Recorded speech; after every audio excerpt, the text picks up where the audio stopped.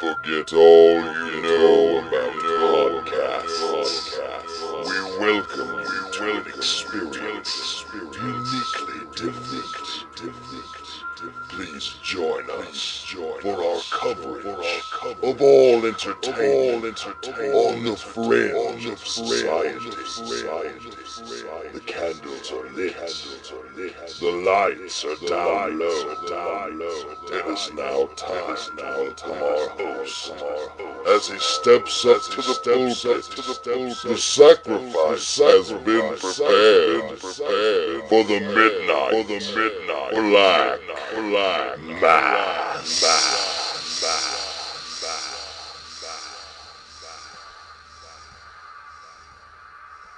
Ashley, greetings, groovy ghoulies out there in internet land. You have arrived at your destination. That is the Midnight Black Mass. I am your host, the maniacal minister, the occult, the Reverend Dan Wilson, alongside my partner, the man with no filter, Andrew Alexander. I've got a little bit of a filter. I mean, in public places like church or the blood bank. I mean, I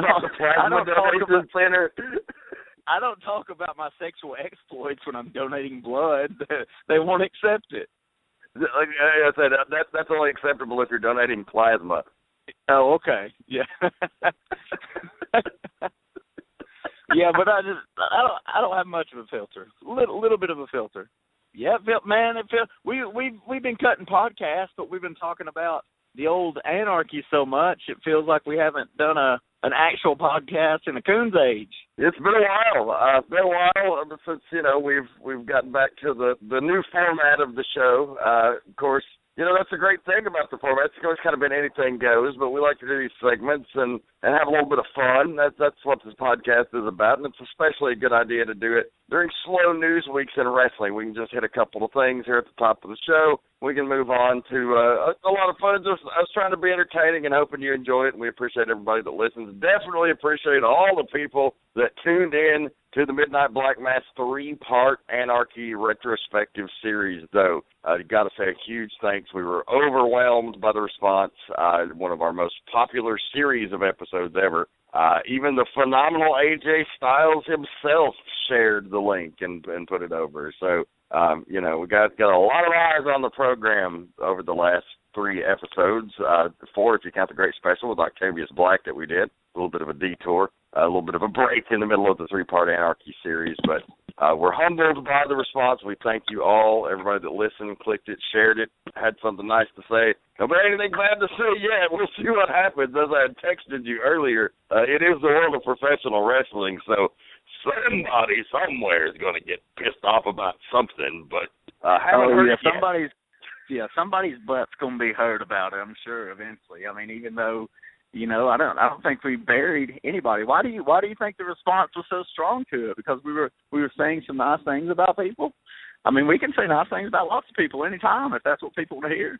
Yeah, if that's going to get the listenership up to those numbers, I'm all about it. I think just, people enjoyed our discussion. They enjoyed our perspective and us being there. And, of course, talking in depth about different talent and stories. And, a lot of people said that some of those behind-the-scenes stories, they were, as we had just as advertised, damn it, never before heard. So, really reached a lot of folks and really got a positive momentum moving forward for the Midnight Black Mass off of that one. So very happy. Well, we'll have to maybe add a segment every now and then where we throw in some locker room stories that maybe we've lived or experienced that weren't at Anarchy, because I know there's a lot of. I mean, we share some good ones, and I'm not necessarily going to say they can be tops, but I know you've got some, and I've got some good stories that we could share. So we may have to do that in the future. Oh yeah, and more wrestling content. Like you were working on some like pre-produced stuff. And I also have been working on some pre-produced stuff. It's been a little delayed, but I'm getting there. I actually enlisted some help with one of the songs that I've got coming up. It's going to be pretty entertaining. So all that stuff's still coming on the show. This show is a wild variety of potpourri, it's many things. So real quick, last thing about the anarchy deal is this, I posted on Facebook earlier, but if you're not friends with it, it was actually on my personal page. But just wanted to say, anybody that we slighted or skipped over, we tried to cover 10 years in a little over 4 hours, so it's not always the easiest task. We apologize if we missed anybody. We were just having our reflections, and, especially in a podcast environment, we'll have so much time and conversation to go a certain way. So if we missed you, we're definitely sorry, but, hey, you can start your own podcast, and you can talk about who we missed. Yeah, I'm kind of glad. Chances are if we didn't bring someone up, it's because we didn't have a whole lot of nice things to say about them. I didn't have any personal issues with anybody in anarchy. I've had very few personal issues with someone in the wrestling business, but that doesn't mean that there's not always a lot of great things to say about everybody. So if we left you out, it's probably your fault.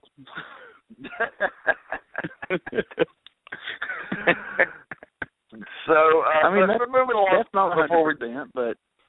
Yeah. I think like John Schuyler, I know we never really put him over, and I know he became a pretty big star. Like in the later time of the time we were there, and especially after. But I know he was really good, and he's gone on to do a lot of cool stuff. And a good dude. So I didn't want to like slight him or something. There's just a couple of guys. You sit here and think after you do it. You're like, man, I didn't talk about this guy. I didn't talk about that guy. And it's not like they were necessarily main eventers, but you try to put over everybody that had a positive contribution. But it's even in 4+ hours is impossible.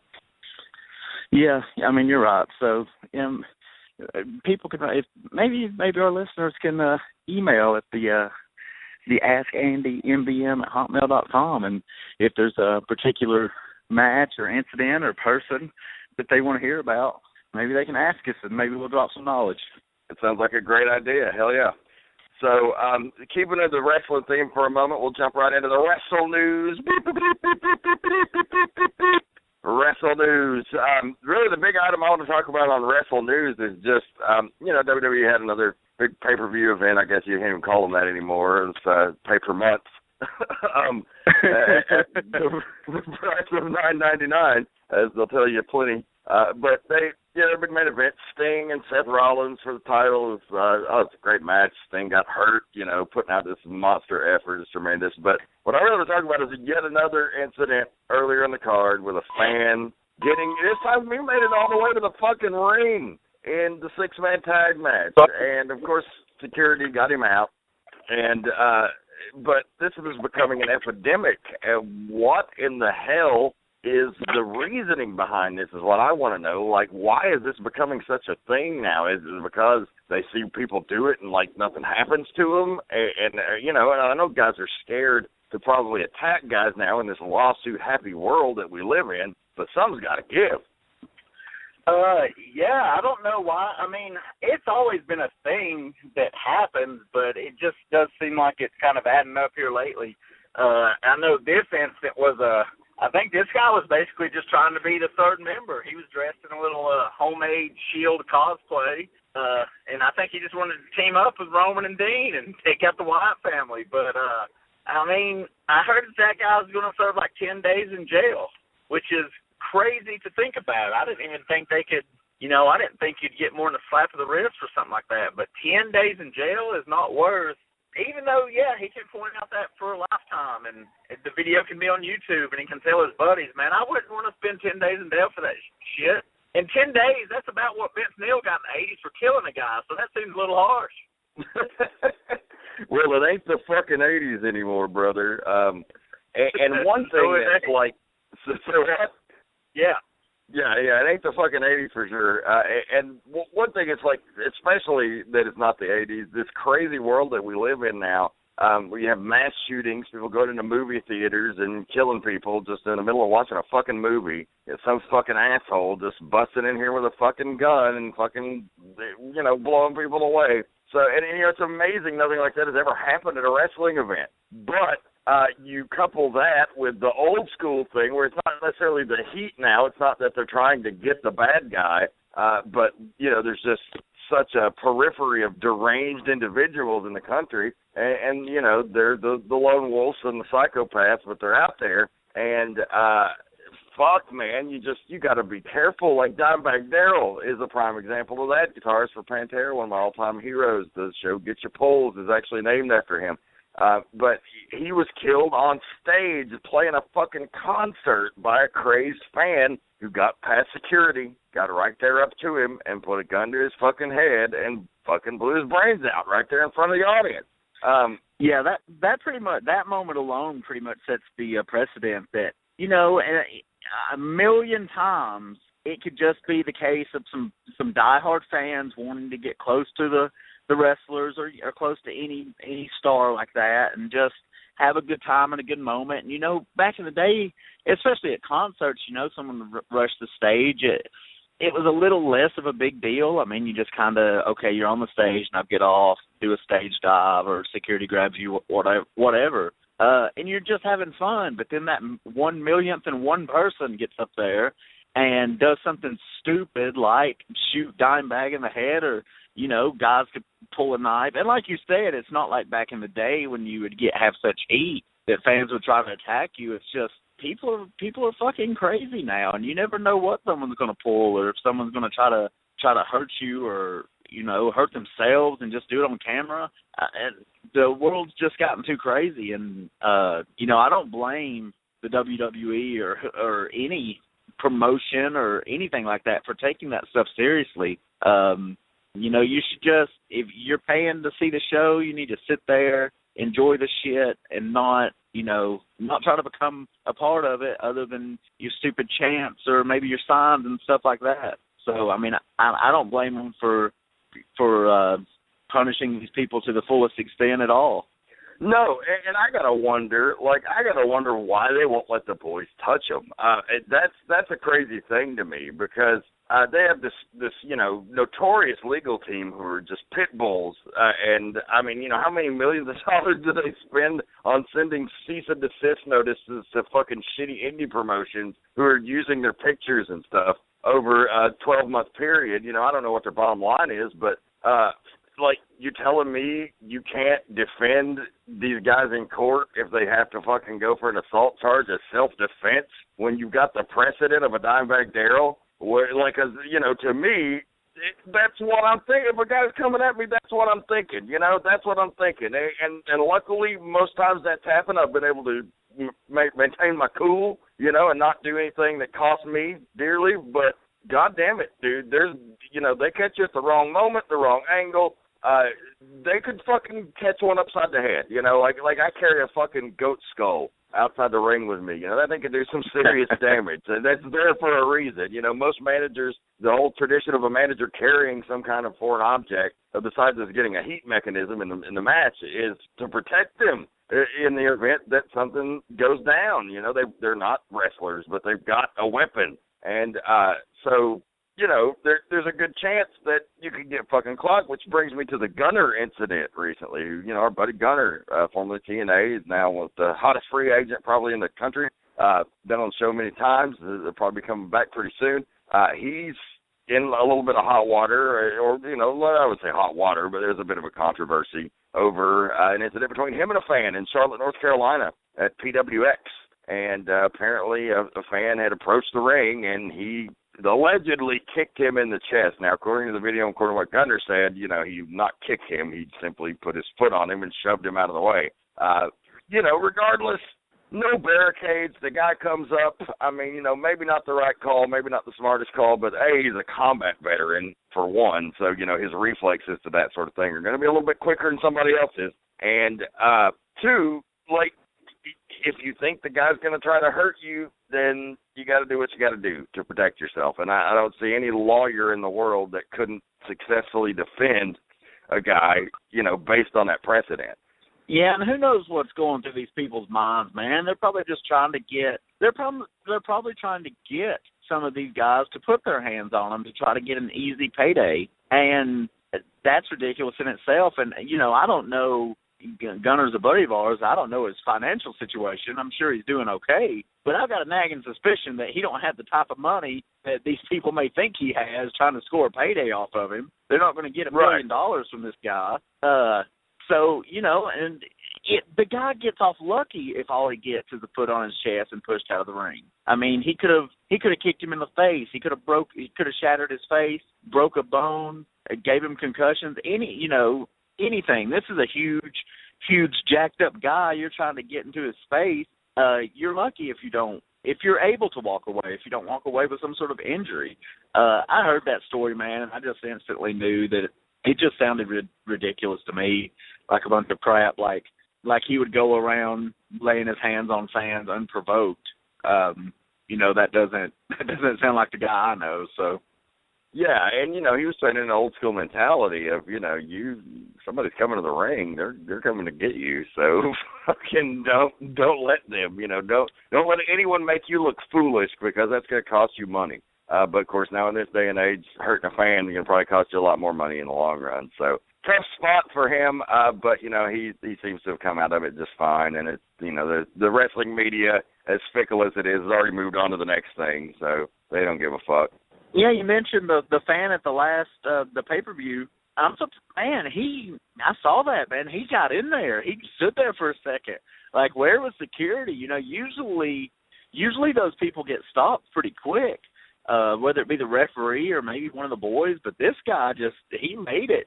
He was on there a few seconds, and to the point where, Ambrose and Reigns kind of gave him a look like, what the hell are you doing? And, before they could even react. The Lions were just fucking cheesing. They couldn't fucking help it. Yeah. And I think they did a great job of playing it off, I think Bray was saying some things like, oh, is that your third guy? Is that, just kind of making light of it, not losing their cool about it. But, that could have also hurt that spot. Luckily the guy to come out was Jericho, who's reached that level of being insanely over, and it's always, fans just love when he comes back and makes the surprises. But, that could have really hurt that spot as far as bringing the crowd out of it and things such as that.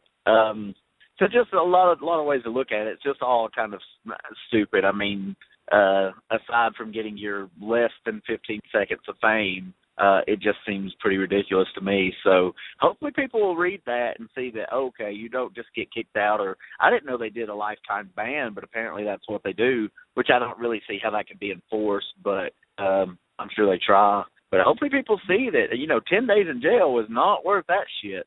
No, not at all.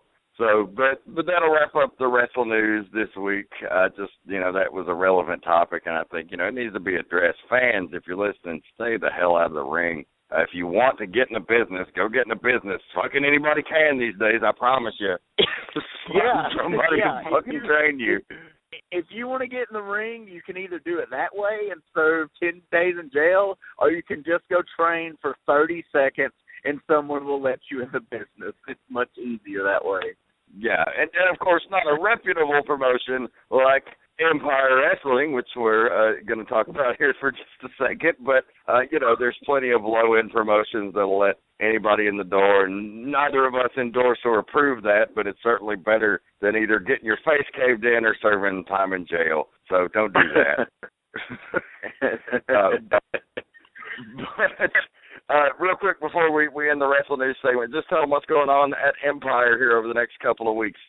Man, we have started the Chasing the Grail tournament, the third annual Chasing the Grail tournament. Previous winners include Sean Tempers, who obviously went on to become Empire Heavyweight Champion and had I believe, a 17-month long reign with that title. And then the second winner, Joey Lynch, did not become Empire Heavyweight Champion, but has had, basically since winning that tournament, has just been pretty much on fire. And third annual tournament, going to crown a new number one contender for the Empire Heavyweight title that is still around the waist of Logan Alvey. Chasing the Grail coming up on November 7th, our fall time mega event, and it's shaping up to be. It's gonna be a good show. A lot of interesting things happening. Getting kind of close to the close of the year, and this year's went by quick, man.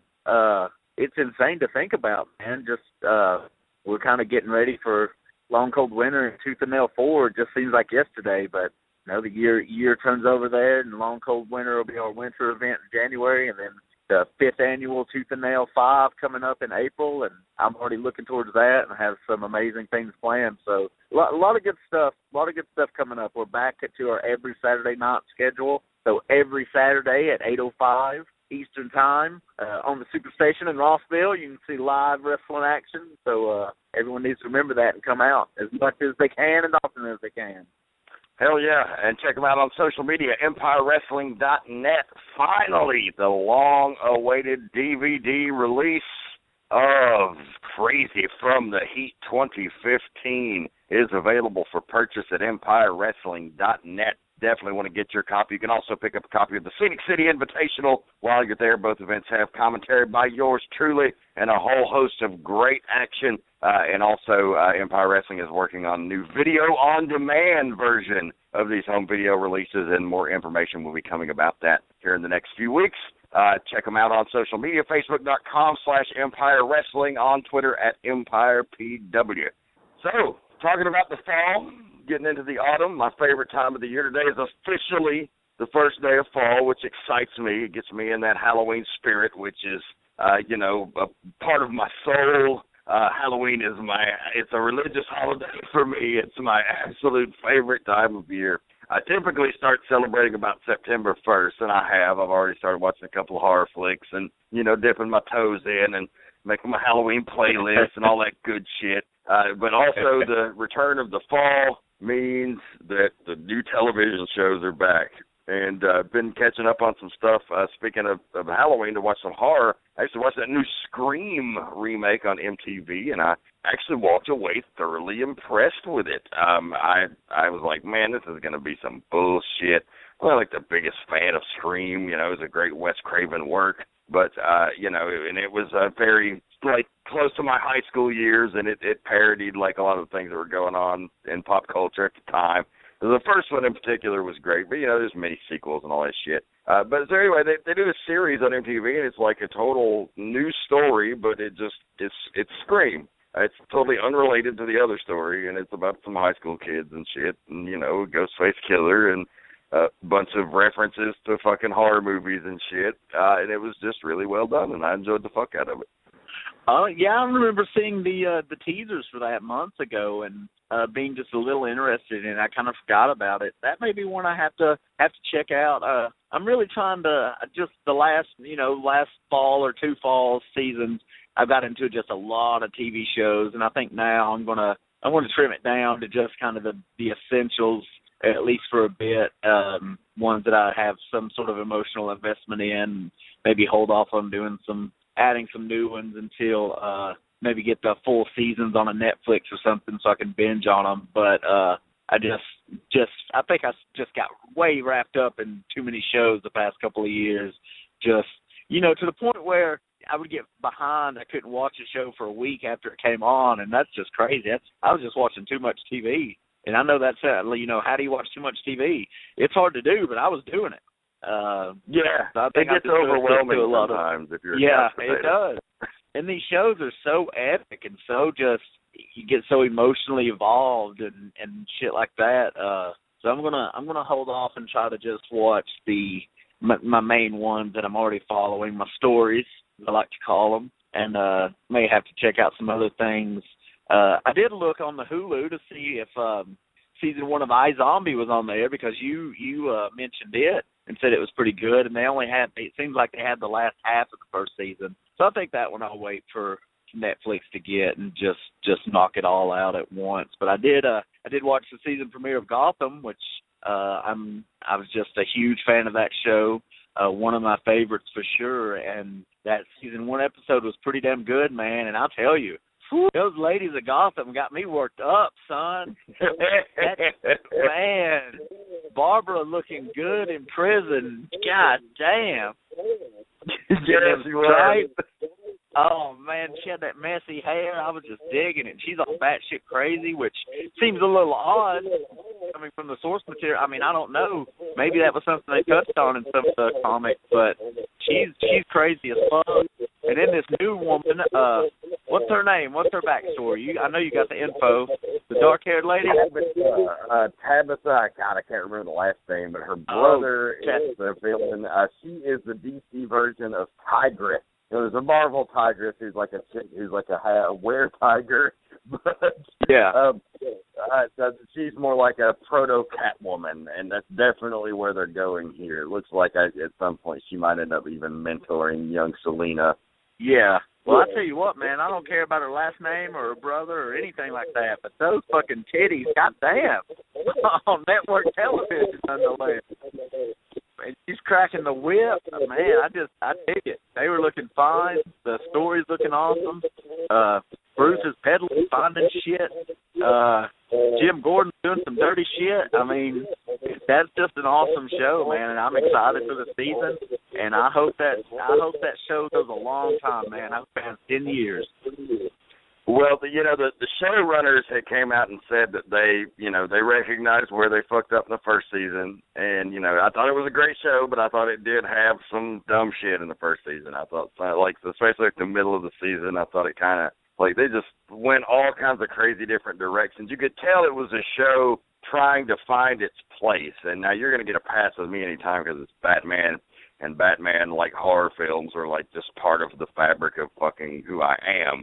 And so, if it's Batman, I'm going to watch it. I don't give a fuck what it is. You don't give a fuck how bad it is. But, I thought it started off real strong in the first season, and it kind of tapered off in the middle, and it came back fairly strong for the finale. But I thought that the damage was still kind of done. But, man, that, from the first fucking scene of that first episode in season 2, that is a show that is now confident in its direction. You can tell they're planting fucking seeds left and right. Everything is a clear cut. They call it Rise of the Villains. They've got this whole thing planned, and the whole thing is to give a lot of fan service this year and give people what they want. So I'm really fucking excited for it. Yeah, they've got me pumped up, and a lot of the other shows are coming up, finishing out this week, and then the upcoming week, I think pretty much everything that I follow will be back. So exciting time for sure. Hopefully everything will be good. I haven't seen, which I haven't made it a point to seek out a lot of trailers or teasers for upcoming shows. So I'm kind of going in fresh on everything, but I'm assuming everything will be good. I'm going to leave you to please, and with that Gotham, not knowing the source material as well as you do could really be seen as an advantage, I think, because I may not get a little upset about something if it goes against that or what have you. There were times where Gotham slowed down a little bit for me, maybe, but overall, I just really enjoyed it. I don't really understand the gripe that the internet had, but I agree with you. It seems they have a really good direction they're going based off that episode of these two. Yeah, they seem really confident. You could tell in the first episode that all the characters kind of knew where they were going, and I don't know that the actors necessarily knew where they were going in the first season because of the way it was half a season was ordered and then they extended it. So it's they kind of prepared probably for it to possibly have to end in the middle of it. You didn't think that was going to happen in the middle of superhero mania with a fucking Batman show, but it could. So, but now, they know they've got a full season to work with, and, little Bruce is he's my favorite character on the whole show. He's so good. That kid is so he's fucking awesome. pimp. He is so fucking good. When Alfred's trying to give him shit about the bomb that he's building to fucking get into the proto-Bat cave, and he's like, oh, no, this is what I'm doing. And he tells him to go make him some fucking tea. But some tea would be nice, bitch. Yeah, I love him, man. I love Alfred. That guy's awesome. I can't pinpoint an actor or a character on the show that I don't enjoy at this point. I'm really digging it, man. This is the type of show I'm looking forward to it and looking forward to the future, but, this is a show I wish that had about 10 seasons knocked out, and I had never seen it, so I could just watch all the shit in a month and just soak it all in. But I'm in it with the long haul. I'll be watching that shit till it's over. So hopefully it'll be the latter.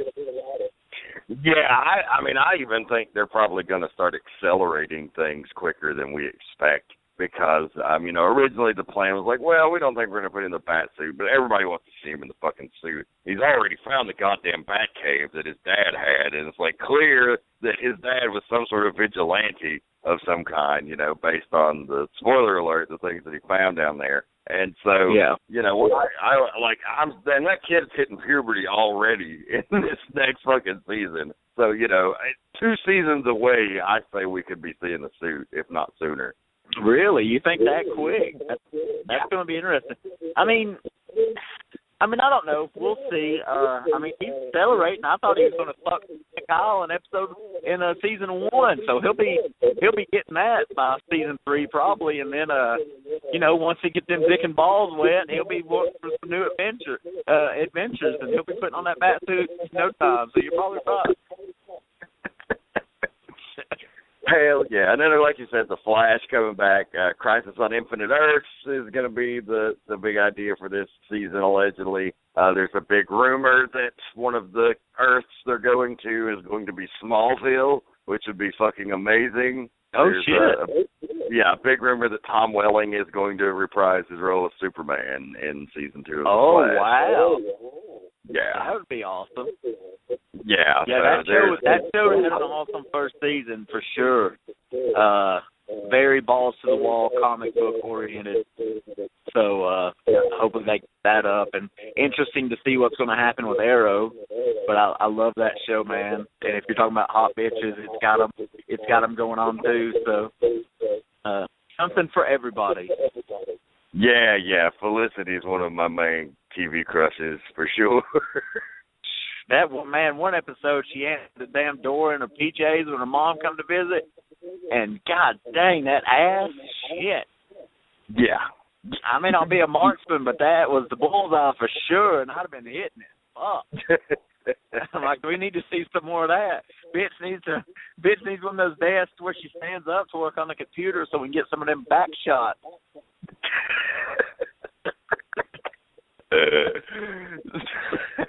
And iZombie coming back. I know you're not caught up on it, but I'm so fucking pumped for season 2 of that. That's my other. She surpassed Felicity, the dead chick, because I like my chick's a little weird. I like my chicks a little dead and cold. Cold as a little skeleton kiss. As long as that pussy's still warm. Yeah. Liv Moore is the best. The zombie chick off of iZombie. She rocks, and she's such a great main character. And that show is just so like fucking all over the place fun. Like it's a little bit of horror, a little bit of CW romancy shit, a little bit of superhero action. Like it's got it all. CW romancy shit. I like it. And then of course I dig it. I like it. I don't care if people want to fuck or fall in love. Get a little kiss every now and then. It's good for everybody. Can't forget Agents of S.H.I.E.L.D. too. I'm hoping. They've given us some good stuff, and they've done some good stuff, but they also just they just don't. It's like they're wanting to shy away from comics or something. I don't know how to describe it, but they just don't deliver like the DC shows. But I'll keep watching. I keep hoping for some good tie-ins and some good stuff. I've heard that the spinoff got approved, for Mockingbird and her whatever the fuck. Like, yeah, I don't understand why that has happened. I think you just could focus on that one show and make it better. But we'll see. We'll see what happens there. And they've been doing the Inhuman storyline, and it's just not. If they think that shit's going to ever compete with X-Men, they may be in for a long road ahead because it kind of falls a little short in my book. But We'll see. I heard Hopefully they don't even have the Inhumans characters because of like Fantastic Four, that they don't have like Crystal and Lockjaw and they can't use any of them. Black Bolt and shit like that. That's what I heard, that they're technically in the Fantastic Four domain. So Fox owns them. They just own the name Inhumans. Which is why they, like, because, like, what the fuck? You're just like, okay, this is going to be the Inhumans. I'm like, all right, Black Bolt's coming, son. He's coming, and his fucking whisper's going to knock down a mountain. And fucking, no, we just get a bunch of shitty X-Men ripoffs. You know, it was okay. Season 2 a little better than Season 1. Hopefully Season 3 will be better. It is based on the Secret Warriors storyline by Jonathan Hickman, who is a great Marvel writer and, or just a great comic writer in general. But, a great story, so, you know, hopefully if they adapt it well, then, you know, maybe it'll turn things around for the old Agents of S.H.I.E.L.D. Well, I hear Season 4 may be based on the Dream Warriors, written by Don Dawkins and George Lynch, so that could be interesting. No, but I love, my favorite part of Season 2, I think, was They did it very little, but, they had the absorbing man, Crusher Creel, on there, full out absorbing and smashing shit up. And that was awesome. I was like, why don't you stick to something like that? There's so many villains. He's like a semi-main eventer. Like, why didn't they just have him around? Exactly. They have so many villains that aren't quite on that level of where you want to put them in a movie. I mean, they're running out of villains like that they can put in these movies. But they have a lot of second-tier villains that they could use and get a lot of mileage out of, and I don't see why you don't use that TV show as a platform for some of them. But he was my favorite part, and that was really early in the season. And then they got away from, they touched on the S.H.I.E.L.D., split, all these things, which was good. But then once they started focusing on this Inhuman storyline, it's just not clicking as well with me, man, and I'm kind of worried about it. I'm worried they're making an Inhumans movie, and I think it's 2019. Man, I wouldn't be surprised to see that shit get scrapped or pushed back or something, because that shit does not have the momentum as everything else that they've been doing with the Avengers. They got to buy Fantastic Four back. They have to. Like, I mean, it just fucking ate shit at the box office, so, nobody wants to touch it. They got to try to get it back. There's too many properties under that they need. Not to mention, you just mentioned the lack of depth on the villains roster. That's because Fantastic Four is where most of the great Marvel villains came from. So you have a big gap there, and you have, the Inhumans, and just them being such a foundation of Marvel history. But they got to get that shit back if they want to really fill that void. And I think Fox could just I think they could really cut their losses and stick with the X-Men, and they have a lot of stuff there to play with. They still have a lot of characters. I wouldn't doubt something with a relaunch, because, I mean, Hugh Jackman's wrapping up with Wolverine, and you don't want to just put that character on the shelf.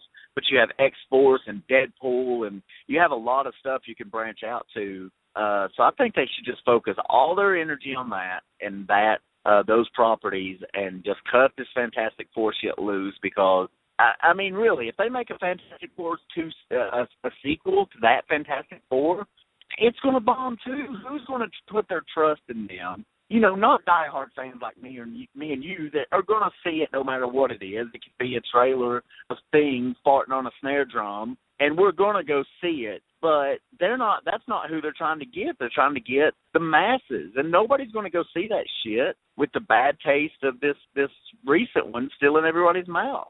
And that's what's going to happen. So I think they need to get a deal and make some money, sell it back to the cinematic universe. Then they'll have Galactus and Doom and all this new stuff to play with. And I've also heard that Fox is thinking of an X-Men television show, which I'm all for. I had that idea as like a fucking kid. Like, the cartoon was so awesome. I was like, this would be so great as a show. And then when NBC did Heroes, and, just things like, and of course all the shows that are popular now with Gotham and Arrow and Flash, an X-Men television show would be so fucking amazing.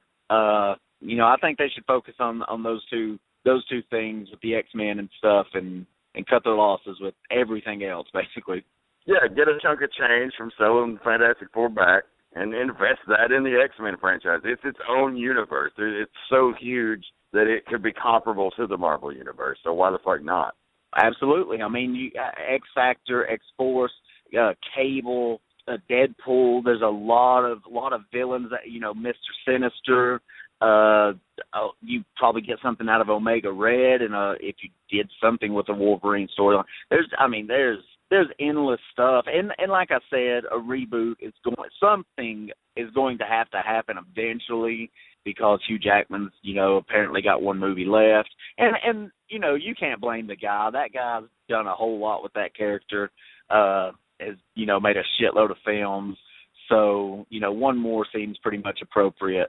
And, who knows, maybe you do a TV show and maybe you just use those actors, which no studio seems to like to really do for some reason. But, they just have a lot of options there.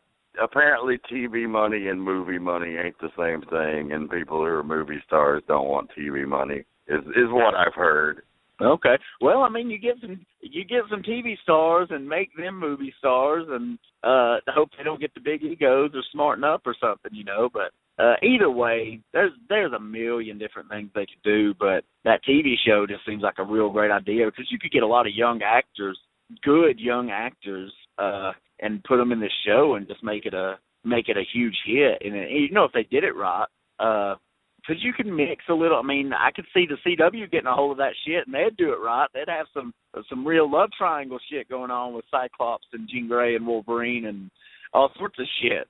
Oh yeah, and I mean, they could even do something like, okay, you got the movies, like do a New Mutants TV show with the Young Mutants, like, because those are great fucking stories. Like when in the '80s when Chris Claremont did his main X-Men run, he also wrote the early run of New Mutants. It was so fucking good, and those characters have endured still to this day. Characters like Wolfsbane and Cannonball, fucking Boom Boom. Like, the fucking New Mutants were just fucking amazing. Like, that was such a great run. Sunspot was one of my favorite New Mutants. He was, like, basically their version of the Human Torch, but, he was an ethnic kid, I believe. He was some sort of nationality, I believe, like South American. And, It's great X-Men shit. You could do that on television. Like, people would eat that up. Oh, yeah. You just name... there's so many characters, man. So many characters they get a lot out of. And you've got a Rogue and Gambit relationship story and fucking... And, of course, they could put their twist on things. I'm sure some mutant would be gay, and they would... Who knows what the fuck else they would do to make it more modern, which is fine. But you can. The X-Men is the spot for that.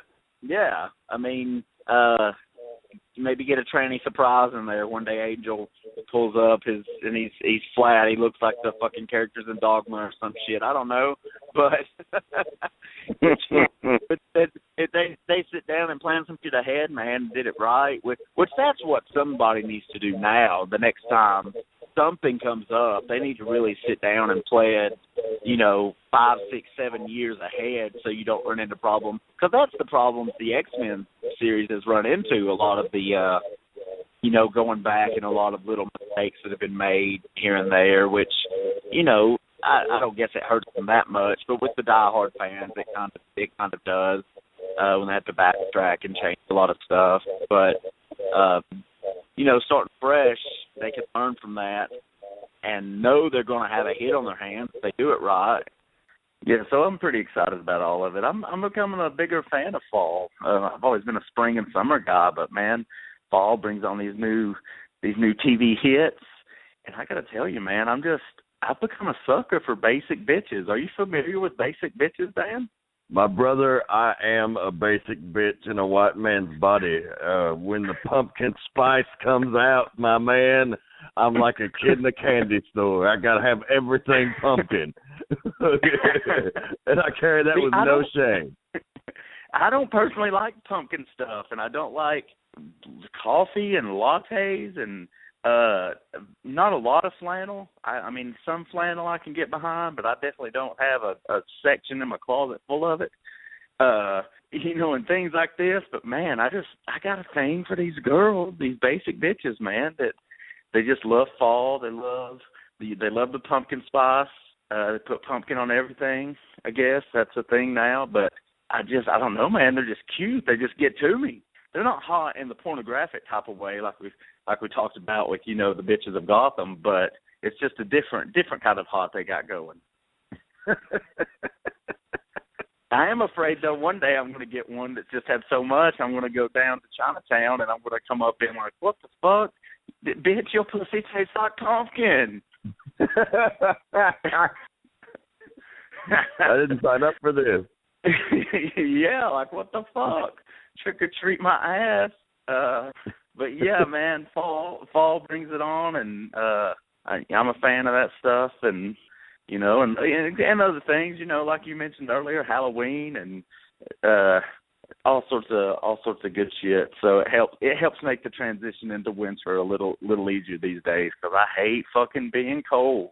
Oh, me too. Like fall, I love, and then the second it gets cold, I'm like, man, fuck this. Where's the summer? Where is the summertime? But unfortunately today, I got a pretty good little story today for a fuck or fail, but it does not involve a basic bitch. It involves a basic whore. Well, without further ado. In a world filled with sluts, whores, and women who make questionable choices, one man sets out to fuck them all. Will our hero fuck or fail?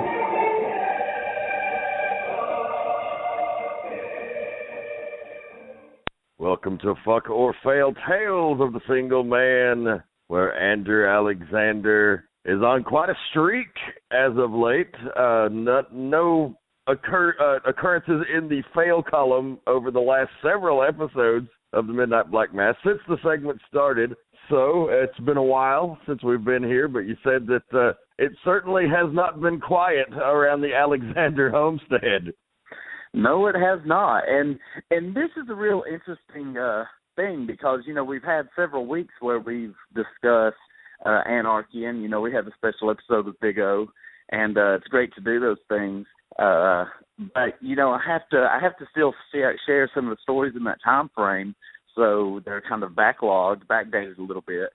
Technically, I think if we were still doing weekly fuck or fails, there may have technically been a week there that come up with a fail. But since that's not what we've done here, and we've kept going, the streak is still alive, because I've got a doozy of a tale today. If our listeners remember where I left off, I was in a predicament where I had sex with a young lady. I shouldn't say young. A middle-aged lady, and I discovered that I would like to have had sex with her roommate, and I felt that this was a very tough thing to pull off, but I felt strongly that I could do it, that if I was honest and open, I could make the switch and be able to sleep easy at night, not feel bad about myself, not feel bad that I hurt anybody. So that's what I've been working on. Well, I didn't exactly know what steps to take, so I didn't really take any steps at all. I just kind of was just myself, just kind of talked, made friends with the roommate, whatnot. And then one night the roommate is sending me a little texty text. And we know where sending texty text goes late at night.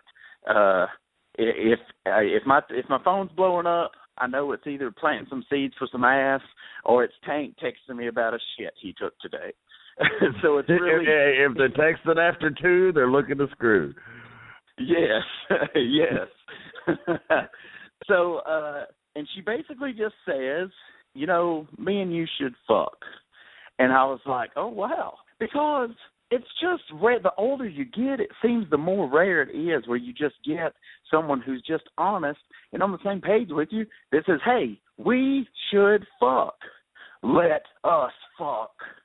But that's exactly what happened here. Now, I couldn't just jump to it. I couldn't make myself that available to begin with, because that's never good. You don't want to let yourself just be seen as that available and that easy. Even though you are, you don't want to seem that way. So I had not discussed this transition with girl B, which is girl B, because as we know, girl B came from girl A. I can't think of anything to call her other than the shit dick stick, whatever. But our listeners remember her. So this is girl C, basically in the line of friends, in the friendship line. So one night I go, and so I devise this plan, basically. I tell the girl, I'm like, well, you should talk to your roommate because I don't want there to be any hard feelings, and even though we're not dating, nothing has really happened other than that one night, really. I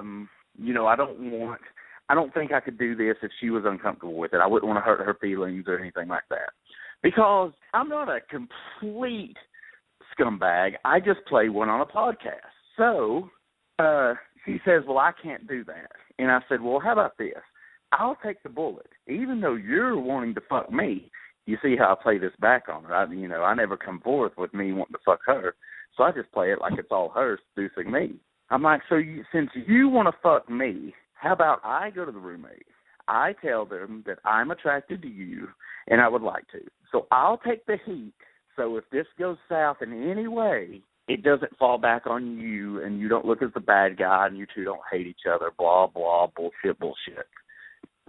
So I go and visit the roommate, girl B in the story. I say, so I wanted to talk to you about something. And she goes, oh, do you want to fuck my roommate? My jaw drops and I'm like, well, no, that's not what I want to talk to you about. And she goes, oh, I just figured you wanted to. And I was like, okay, so what's been going on? And she got a boyfriend within just a couple weeks span. You know, a girl who sit there and told me repeatedly how she wasn't looking for anything and she didn't want a boyfriend. She now has a boyfriend. Yeah, she tried to get me in the trap. But fucking I don't play mousetrap. I was always a battleship motherfucker. So I was dodging that shit because she's crazy, as we can all see. But she got a boyfriend. So I'm like, okay. So she's like, okay. So small talk. So she's like, okay, well, what do you want to talk about? And I said, yeah, you're right. I want to fuck your roommate. And she's like, oh, I figured. And she's totally cool about it. And she's like, yeah, I figured. And I was like, well, I don't want there to be any hard feelings. I don't want it to happen and there be any hard feelings or be weirdness or anything like that. And she's like, no, I don't care. It's no big deal, blah, blah, blah. Bullshit. And I'm like, well, this is great. This is so easy. It's never that easy. It's never that There's always a catch. Oh, there's a catch. But don't worry. I'm a fighter. I'm a survivor. I'm going to fight through it. So I let new girl C, filthy girl, living upstairs, I let her know that it's all A-okay. And she's like, well, let's make it happen. Well, this is very odd. Usually it's like, let's do it, boom, you do it. Now it's just like, okay, let's make it happen. When are we going to make it happen? Okay, let's make a plan. It's like, okay, now there's pressure adding up. So I'm like, okay, one night after leaving an event that one would maybe get one's adrenaline pumping, such as a professional wrestling match, professionally ran by yours truly, I hit her up and I'm like, hey, what's going on? She's like, nothing, come fuck me. That was the reply. Nothing, come fuck me. Well, sounds great. So I go into the deepest, darkest woods of North Georgia. Back way off the beaten path. One of these houses that looks like it'd be in a horror film. And I get there and I'm met at the door by the lady. She lets me in, and what do I see on the couch? Not one, not two, but three young children. Yes. Keep in mind, this is 2-3 in the morning. There's 2-3 little bastards on the couch here. They're the roommate's, girl B, boyfriend's children. Now, I know what you're thinking, Andy. You're not going to let this get you down. They're asleep. Of course I wouldn't let three little bastards that are asleep get me down. But when two of them are asleep and one of them is like 12 watching the fucking Breakfast Club on Netflix or Hulu or who the fuck knows whatever, I can't do this. I can't walk past this 12-year-old girl who, she's 12. She's not stupid. I found porn stash at 12. I knew what was going on at 12. I can't be walking up to these stairs at 2-3 in the morning, this 12-year-old girl sitting there, and go upstairs and fuck this girl. I just can't do it. So I'm like, oh, man, The Breakfast Club, I love that movie, which is true. So I sit down and start having a conversation with this kid, and we're talking, and she's like, so, hey, come up here. So I go up there to the room, and she's like, closes the door, and I open the door, and she's like, what are you doing? I'm like, I'm not fucking you with that little kid down there, wide-ass awake. And then her dad wakes up, and the roommate, and all sorts of trouble. Well, in the middle of this, girl B, the roommate, wakes up. and she sees me in the kitchen, and all she says, she looks at me, and she rolls her eyes, and she just goes, "Not tonight." And I said, "I'm not going to. I'm not evil." So despite this girl trying to rape me and begging me, I don't do it. I leave. I'm like, I can't be fucking with these damn kids down here watching The Breakfast Club. So that was a monkey wrench. So that technically could have been a fail. But I come back strong. I go back one night, no one's there, empty house. I'm like, okay, now we can do this. And this girl is a little tipsy. And Dan, you know, our listeners may not know, I don't drink. I don't love drunk girls. I don't love drunk women. I don't love just the presence, the way they act, the way they're all loud, the breath smells like fucking liquor, like I'm going to get drunk just being next to them. I just don't dig the scene. It just doesn't work for me. Well, to say it doesn't work for me is an understatement at this point, because this girl is just getting belligerent, and she's loud, and she's not sexy in any way, shape, or form to me. And I'm just like, oh my God, this is a mistake. And no, that's not my inner thoughts. That's me out loud saying, oh my God, this is a mistake. And she's like, what do you mean it's a mistake? And I'm like, I don't know, you're just so fucking drunk, and you just won't be quiet, and you keep wanting to go to fucking Taco Bell. I ain't taking you to Taco Bell. But what am I going to do, go get this bitch a taco and then fuck her? She smells like fucking Michelob Ultra and Taco Bell. Ugh, I just can't do it. I'm too old for this shit, Dan. I'm not 21 begging to get my dick wet. I got options. I'm a co-host of a highly successful podcast, people. So I don't do it. I can't do it. She's trying to get me excited. It's not excited. I'm pushing her off of me. I'm like, I'm just not into it. I just can't do it. She's like, well, this is bullshit. And I'm like, I know it's bullshit. Why you got to be so drunk all the time? Shit. It's the middle of the damn week, for Christ's sake. Don't you got a job? So at this point, I'm like, this is messing up my game plan. I've got a very strict game plan I'm trying to stick to here. So I'm like, okay, I'm just going to have to suck it up. I'm going to have to roll with the punches, and whatever's thrown at me, I'm just going to have to take it for the sake of our listening audience. Well, then I get with her one night. She's like, come to my friend's house. I'm staying at my friend's house. So I go to her friend's house, and I'm like, well, who's all here? Because it's just her on the couch, and it's really late in the damn morning again. I'm like, who's all here? She tells me. She runs down the people. She says a name I don't recognize, and I'm like, well, who is that? And she said, that's so-and-so's kid. And I'm like, what the fuck is with you and all these kids hanging around? And I'm like, where's the kid at? She points 2 feet away from me in this room, damn particle board for a door, said the kid's right there asleep. I'm like, shit. She goes, well, if you want to take me all the way here, my house, miles away, fuck me, bring me back, we can do that. And I said, well, I'd rather do that, be fucking with this damn kid, walking out of the room, go get a drink of water, my ass on the couch, ruins her life. So, I take this bitch to her house. It fucking, I mean, literally it had to be 5 in the morning. The sun was up when I was driving home. And I'm too old for that shit, too. When's the last time you pulled an all-nighter, Dan? Oh, it's been a minute. It's been a couple of months.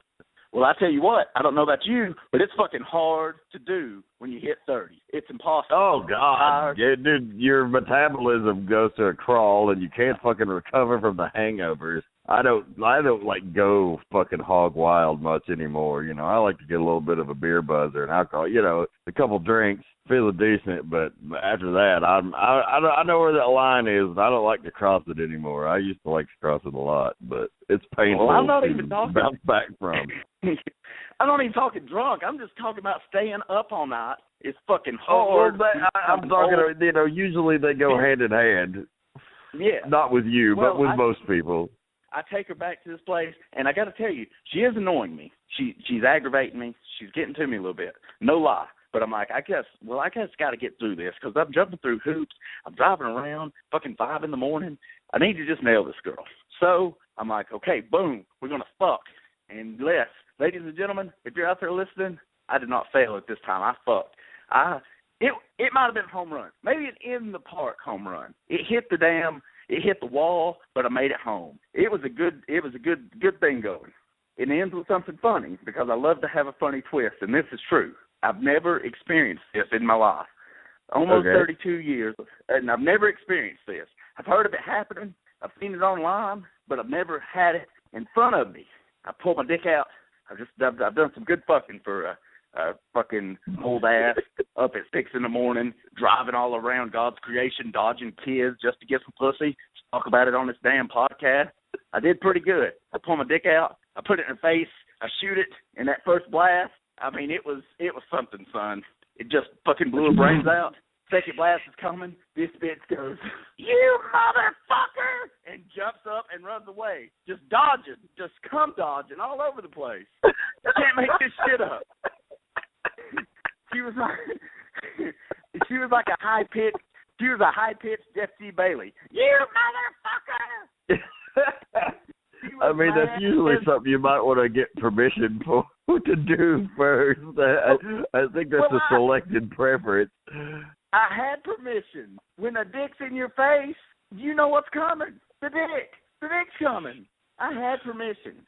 Well, this gal didn't seem like the brightest fucking bulb, okay? No, she's not bright. But the point is, she was expecting, I don't know who these guys she's been with. They're probably drunk all the time, too. Probably can't even finish it all. But my boys can go. My boys come out. They come out hard. They come out ready to play. So I shoot this bitch in the face, and she really had a Frosty the Snowman type thing going for a minute. And she just gets up, and the rest of it is just shooting all over the back of like her bed and the wall, and probably got on the floor. I didn't help her clean that shit up. The shit's probably still there. I don't know. But she was just dodging like a motherfucker. So that was pretty damn hilarious. And then another night, I met up with her, and she was like at somebody's house on the damn couch. And I feel bad for these people, too. What kind of guest is just telling people, yeah, come fuck me on my friend's couch? Like, damn, you come over and stay at my house? Well, that's a bad example. You're all married and shit. But let's say you weren't married, and you're like, hey, Andy, can I come stay at your house? I'm like, sure, sleep on the couch. And then you're calling strangers I don't even know. Yeah, I'm just Andy. You can come fuck on his couch. He don't care. But I had people do that to me in the fucking old compound where you resided for a little while. I had this fucking roommate who was a family member who had a friend who was just always hanging around, and she brought some fucking random dude over there to fuck her. That's crazy. That is not proper etiquette. Don't call me from somebody's house. You're on the couch. They're in there sleeping. Like the whole time she's telling me, I don't like to make a lot of noise. That's the little thing people may not want to know, maybe too much information. I like a lot of noise. And I don't like when the women start making a lot of noise. Like in porn, I got to mute that shit. I can't handle it. You're just going over the top. So when she's like, I'm like, shut up, man. These people go come out with a shotgun. Like, hey, who the fuck are you fucking on my couch? But I still did it, and it was a good performance too. I did that.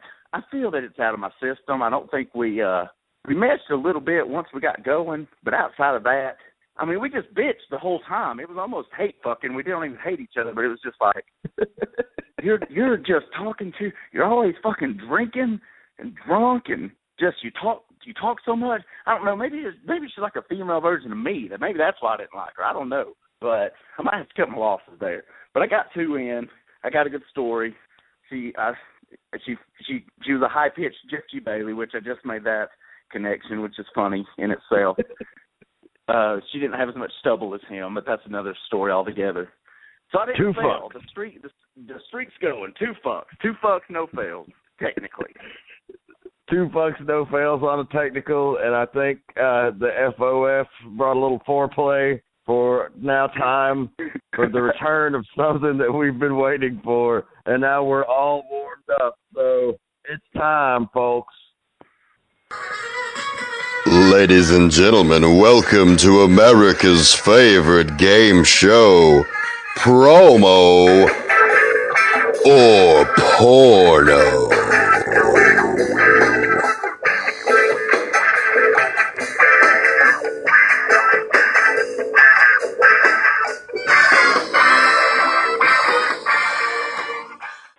That's right. Welcome to Promo or Porno, the game show where you don't want to be a fluff boy or a ring boy, especially if Barry O's around. Ladies and gentlemen,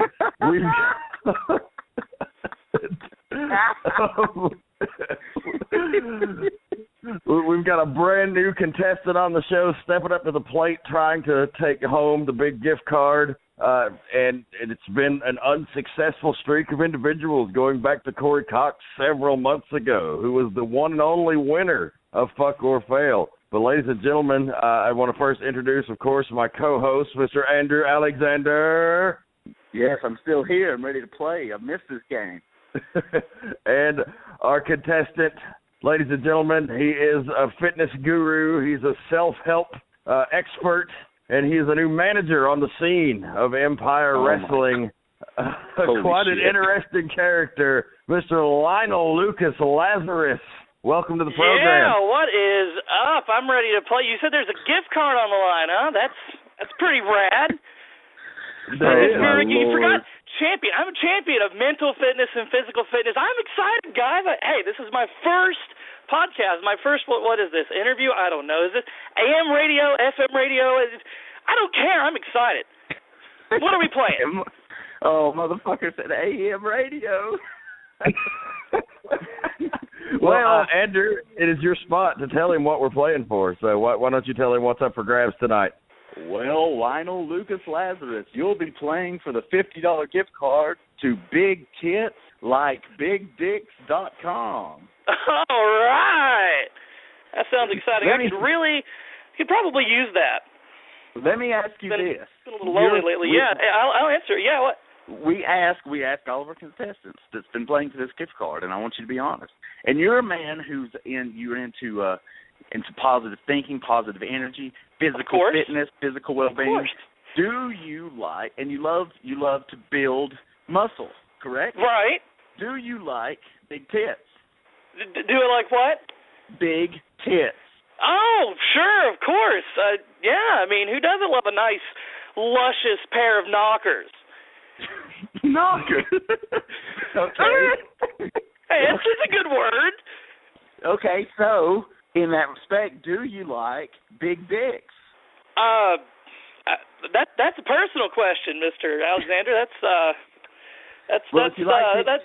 personal question. Well, big tits like big dicks. If you like big tits, I mean, I've got to only assume you like big dicks. Well, I guess we'll have to go off assumptions then. I'm not going to answer that question. Well, you brought me on here to talk about what? To talk about pornography? The devil's work? I don't own a pornograph. My God, the only pornographic picture I've ever seen was by accident, okay? My 18th birthday, my dad hands me a tape. He says, son, you're going to need this. It's a tape labeled Life in the Fat Lane. And I thought, hey, this is a documentary about fat people. He wants me to learn so I can really get into shape and really get people motivated. And I put it in the Betamax player, and by God, if it's not a little dude, a short person, porking a fat chick. It was nasty. I can only make it through 30 minutes of it, okay? You watched the 30 minutes, Dan. I can only make it through 30 minutes of it. Well, that's what you're playing for. So if you don't find use of it, you can probably pass it on to your main man, Lamar Phillips, because I got a nagging suspicion that motherfucker likes big tits, and I got a nagging suspicion that he can appreciate a big dick too. Hey, I can use a $50 gift card for anything. I don't care if it's porn. I don't care if it's Kroger. I don't care. Money's money, man. Okay, well, go ahead, Dan. Let's hit him off with the first question. Yeah, let's knock off that big cox. Okay, so the object of the game is we play an audio clip for you. You determine if it is from the world of professional wrestling, is it a promo, or is it from the world of pornography, is it a porno? The first clip, here it comes. My chest is real sloped up. Sloped up, that means big. That's got to be from wrestling. That gotta is be correct. A promo. All right, one for one, baby. That first right question, out of the you may gate. not know this. You may not know this because I doubt you're an avid listener of the podcast, considering you thought we were on the radio. But that first question is the doozy. Most people never make it past that, so you're doing a lot better than Are most you contestants. kidding? Oh, I'm serious. Yeah. I don't play around when it comes with promo or porno. Well, hey, Andy, let's make a deal. If I win this thing, I get some airspace. I get to talk about the system. How about that? The Lazarus system? Yeah, the Lazarus system. Dude, I got to plug this thing. Lamar Phillips ain't making me any money right now. He hasn't even been in Empire in 2 months.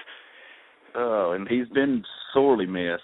Man, he's been hitting the gym. He's been hanging and banging, swelling that thick. Dude, you should see him. He's looking pretty good. Let's go to the next one. Dan, if he wins, do you think we could give him some airtime to promote Lazarus? I think I'm always down to save a gift card, so sure.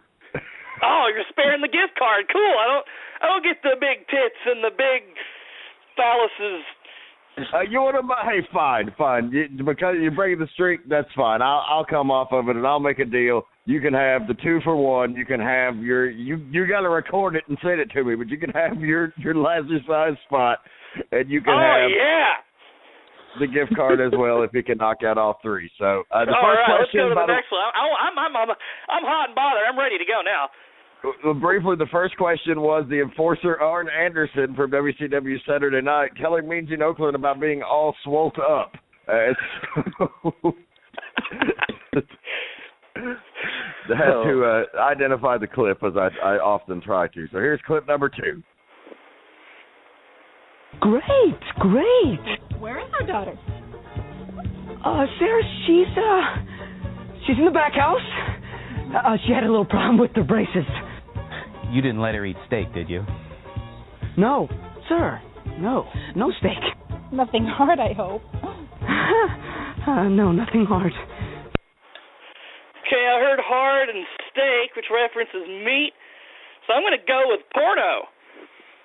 That is correct. Oh, man, 2 for 2. And you know, I gotta say, judging from that voice, was that a Porno starring Lionel Lucas Lazarus? Hey! I don't sound that high pitched. What were you talking earlier about a high pitched Jeff G. Bailey? I don't sound like that. My voice is deeper, more luscious than. I swear, you're a new manager on the scene, and you remind me of a Jeff G. Bailey. You're like Jeff G. Bailey minus the everything. Oh, that is. I am him plus the everything, like times 2. I'm going to take on. I'm telling you, you just don't even know what this Lazarus system is going to do for Empire. Lamar's going to be a hero. Whoever else. I mean, look, that Ginger Avenger kid's going to be a star with me. You just wait. Oh God, let's hear question 3. Please throw him. Don't throw him no softball, because I cannot stand to listen to about this Lazarus system for the rest of the podcast. Well, we'll see what he does with it. We'll see. Just briefly to identify clip number 2. That was from an adult film entitled Brace Yourself, where in the middle of cunnilingus, this gal's braces get caught on this gentleman's member, and hilarity ensues. I love it. Brace yourself. That is inappropriate. So, don't worry about the inappropriate nature, because you got one more. You didn't have your game face on, Lionel. You didn't have laser focus, laser Lazarus, laser size, lasertron focus. Oh, you're absolutely right about that. So, here we go. For the win, promo or porno, question number 3. I never have ever eaten marijuana. I have never swore in front of my children. Oh, that is Russ. That is a promo, and man, I wish I could tell you who it was. It's on the tip of my tongue, but I know that's a promo.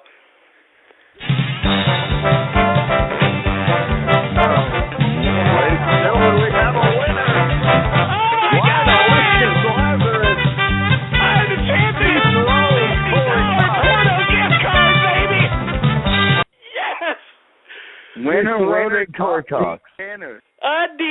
I knocked the fat cocks off the pedestal. He's done. It's over. I'm the new promo or Porno champion, baby. And I'm going to talk about Lazarus size now.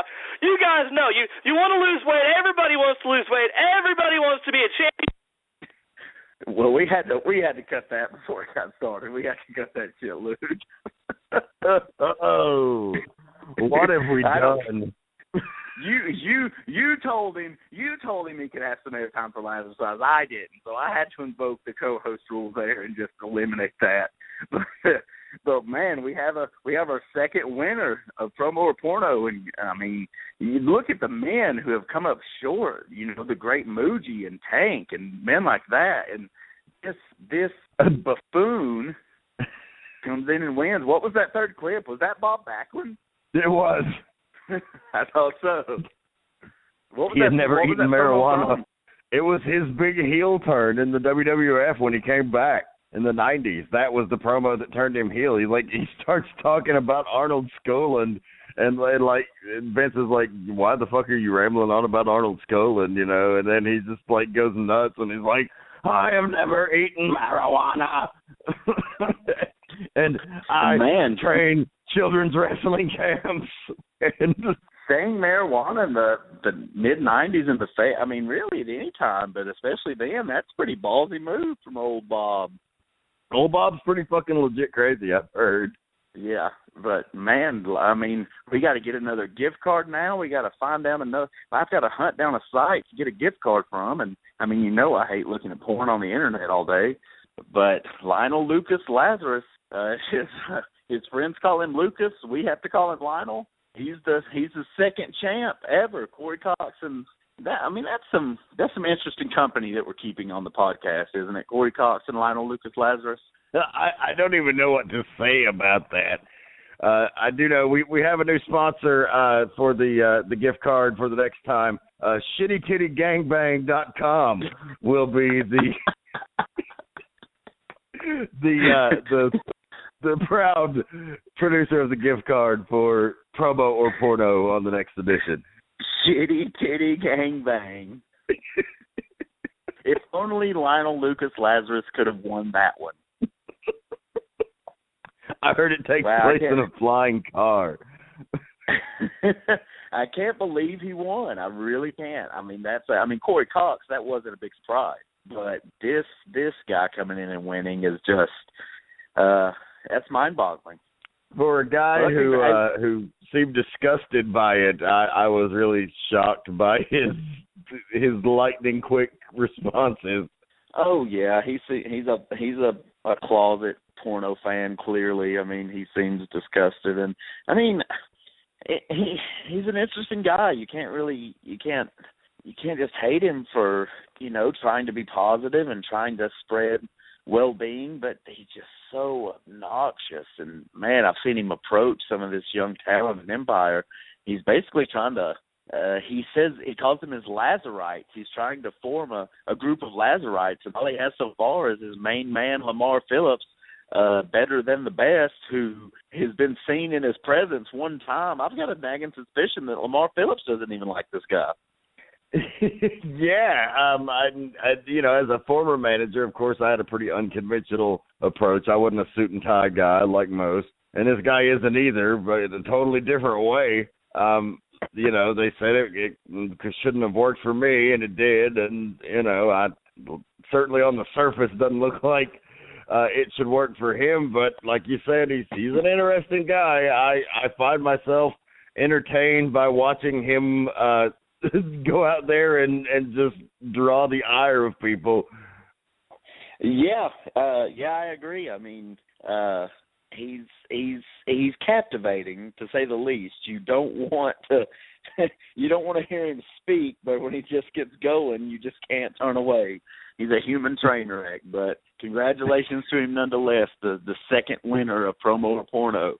Have to maybe make the next questions a little bit harder so we can stump some people again, but that was a good show there. We're back on track with the new format. We'll have to stick with this for a little bit. Maybe play some favorites coming up. And what episode are we on? What episode is this tonight, Dan? Episode 17. I thought so. 17. Man, I've got to tell people, man. I've been on the fence. Like, I mean, if we would have already laid down episode 20, I would have had a story. But even today, I wake up sometimes and I'm worried about it. But I gotta let people know my thought process and let you. I've had an experience in the past couple of weeks that I've been saving. I'm saving. I don't want to throw it out. We've had a saga going with roommates and friends and things such as that. But I've got a story that I'm debating. It's so good / bad and evil that I may not share it. I may not be able to share it. even if you call the hotline at 1-900-909-9900, I might not even share it there either. But I got a story that, in my opinion, is the greatest fuck or fail that has ever been conceived by my twisted mind. And I'm debating about saving it and sharing it for the 20th episode. I'm on the fence. I really want to, and I've been ready to go with it, but just sometimes I think it's just not the right thing to do. So just let the listeners know that on the 20th episode, there may or may not be the greatest fuck or fail that could ever be told. It will probably never be topped. It's that good. Wow, setting the bar awful high, and the expectation level. I know. I mean, because we've experienced a lot. We've experienced a lot of bodily functions, a lot of disappointment, a lot of poor performances by ladies. I usually hold up my end, but what's to be expected.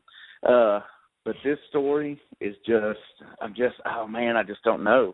I'm so on the fence about it. And we don't share names. We don't post email addresses or telephone numbers, so it would all be in secret and good fun, but it's a good one. It is a doozy, but we got a couple more between there. I'm working on some things. Got to keep that streak alive till episode 20 for sure, and I can break out this big board. I mean, this story's in the books. It's already happened. It's done. It's just a matter of if I want to share it with the world or not. Just if you're willing to disclose it. That's right. Interesting. Well, I think we're about out of time here. It's been a good return to form. We'll hopefully see everybody next week right here on the Midnight Black Mass. So check out the Facebook page, facebook.com/pottyhumor, youtube.com/pottyhumor, Stitcher or iTunes, search Potty Humor. Like us on Facebook, like me, at Rev Dan the Dragon Wilson. Follow Andrew or befriend him at Andrew Alexander. Follow me on Twitter at Dragons Rejects. And we will keep the show alive for another week. Andrew, any final thoughts? Man, I think this was a hell of a good time, a hell of a show. Like I said, getting back to the old format. We had a great time talking about some anarchy business, and it's always good to talk about wrestling and bitch about shit and comics and fucking and promos and pornos. I mean, it's the highlight of my week. It's the greatest thing going today in the podcast world. Not on the AM, not on the FM radio, only on the Black Mass. That's the right. BM. So on the BM, the MBM. When you think BM, you think Black Mass. And we like to thank Johnny Depp for giving that name a popularity with that movie. So a lot of people accidentally find us on YouTube by searching for that movie. Please remind me of that next week. I got an interesting. I've already told you, but I'll share with the world next week. Though, remind me of that Johnny Depp movie. Got a good story about that. All right, man, you got it. Well, thanks, fans, for joining us. Until next time, keep one foot in the gutter and one fist in the gold. For Andrew Alexander, this is The Rev, and we're out.